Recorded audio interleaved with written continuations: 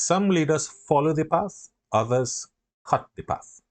When I was a little boy, my dad taught me a leadership lesson that I've never forgotten from men called bush pilots. I'm Jason, I'm the leadership guy, and I'm here to help you become a better leader. One of the biggest mistakes we make as leaders is waiting for certainty before we move. Yeah. So we look for examples and case studies and best practices. Why? To give us confidence. But the reality is that the biggest leadership moments in life don't come with instructions.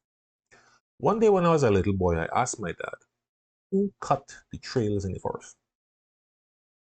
Dad said, son, the bush pilots did.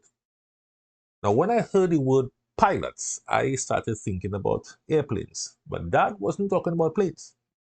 Dad was talking about brave men who took cutlasses and saws and went into the forest and cut a path for others to follow,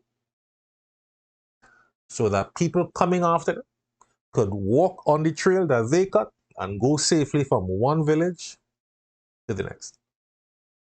That explanation stayed with me. And I realized that these guys weren't just cutting trails in the forest.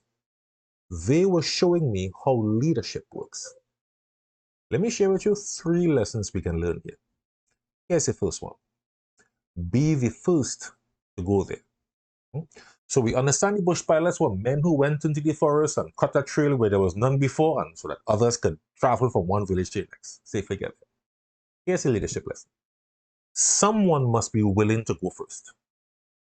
The bush pilots didn't have examples, they didn't have case studies, they didn't have best practices to follow. They had none of those things.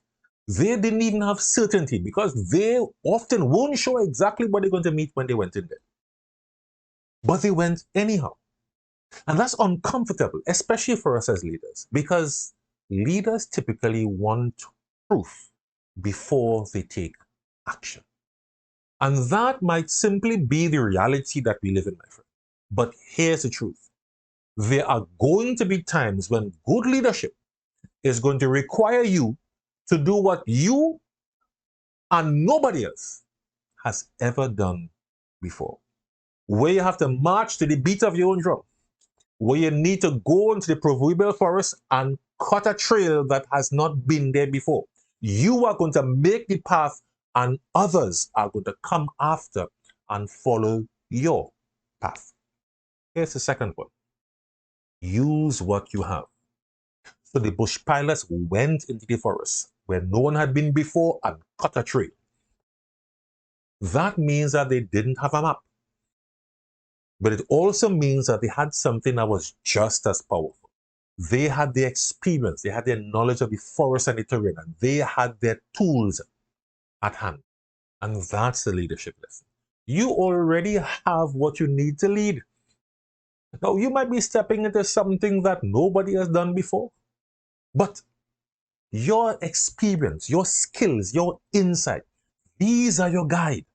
These are the things that you can use to be able to get you to where you're going. Don't wait for the perfect plan. Don't wait for more resources. Use what you have. Trust yourself. Step into it. And trust yourself to know that you will figure the way forward. Here's a third one.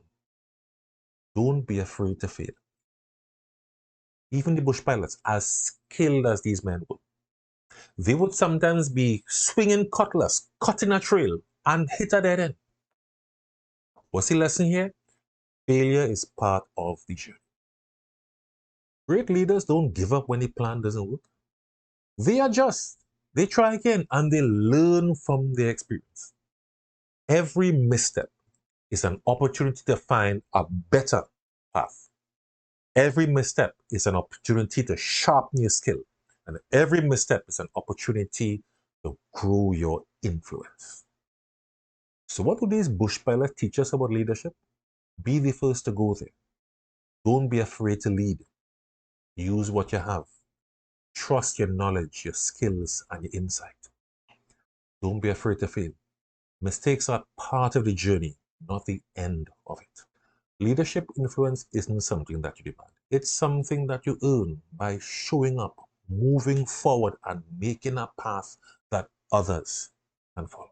If you want to go even deeper, I've created a free resource called 5 Ways Leaders Can Build Their Influence.